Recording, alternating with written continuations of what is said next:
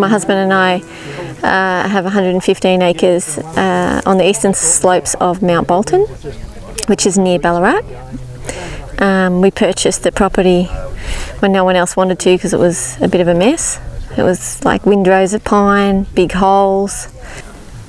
There was oats and there was herbicide and there was super, and I just didn't feel right about it. Nothing felt right, and I thought we need to improve this place, which we couldn't really make any worse from what it was. But so I just happened to meet Ross at a neighbour's house and got interested in the group, and I've read Charlie Massey's book and I just wanted more answers. I wanted to know what the alternatives were. So the group's been really good because people have got ideas and you can try out those ideas, and we have done.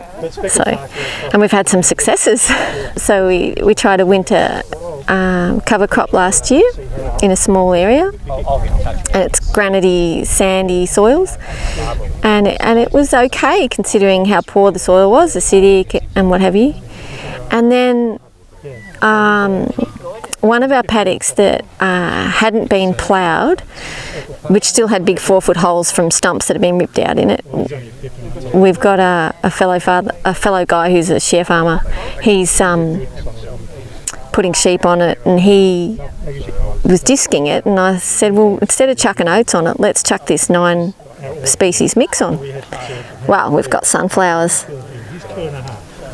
everywhere, and it's green. It's been green all summer, so it's working. And I think, putting all the ideas I've learnt together, I think it's working because we haven't disturbed the microbiology as much in that paddock compared to the other paddocks. So yeah, I can't wait to do.